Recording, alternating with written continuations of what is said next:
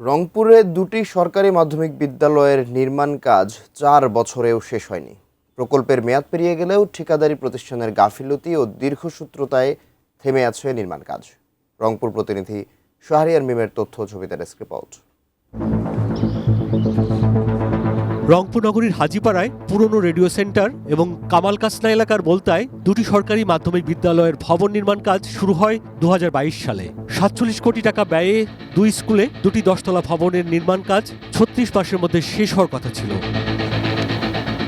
ভবন না হওয়ায় শিক্ষা কার্যক্রম শুরু করা যায়নি। কবে নাগাদ শুরু করা যাবে নিশ্চিত করে বলতে পারেনি স্থানীয় শিক্ষা দপ্তরও। এতে ক্ষুব্ধ অভিভাবকরা। এই প্রতিষ্ঠানটার মাধ্যমে আমাদের এলাকাটারও একটু ভালো পর্যায়ে যাক, এলাকার ছাত্রছাত্রীরা তারা এখানে সুযোগ পাক, যে তাড়াতাড়ি যেন প্রতিষ্ঠানটা চালু হয়, এখানকার পড়ালেখার জন্য শুরু হয়ে যায়। যেভাবে কাজ চলতেছে তাতে তো ৫ বছর, আর কাজ না চালানো যদি না চলে তাতে তো ১০ বছর পার হয়ে যাবে। প্রতিষ্ঠান দুটি সুন্দরভাবে যাতে আগামী সেশনে চালু করা যায় সেজন্য সরকারের সুদৃষ্টি আমার মনে হয় দেওয়া উচিত। ভবন দুটির ঠিকাদার প্রতিষ্ঠান SLLSE MAJV ২৪-এর ৫ আগস্টের পর থেকেই লাপাত্তা। ৪ বছরও কাজ শেষ না হওয়ার পেছনে তাদের বক্তব্য জানতে চেষ্টা করেও কাউকে পাওয়া যায়নি। অবশ্য শিক্ষা প্রকৌশল অধিদপ্তর বলছে কিছু কারিগরি জটিলতায় নির্ধারিত সময়ে কাজ শেষ করা যায়নি।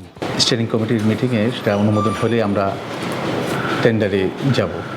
দ্রুত আমরা টেন্ডার করে আমরা কাজটি আবার নতুন করে কার্যাদেশ দেবো বলে আশা করছি, এবং সেটা আগামী জুনের ভিতরে আমরা কাজটি শেষ করতে পারবো। আর যেটা কাজ আমরা বাতিল করেছি, যে বাকি কাজের আমরা টেন্ডার করে আমরা দরপত্র আহ্বান করতে, ওয়ার্ক অর্ডার দিতে আমাদের সেপ্টেম্বর নাগাদ সময় লাগবে। সেপ্টেম্বরে কাজটা শুরু করলে আগামী জুনে আমরা কাজটা শেষ করতে পারবো বলে আশা করছি।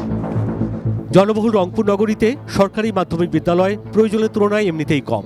শিক্ষার প্রসারের স্বার্থে নির্মাণ কাজ দ্রুত শেষ করে স্কুল দুটি চালুর দাবি জানিয়েছেন সবাই। Sudip Ghosh, desk report, 18 news.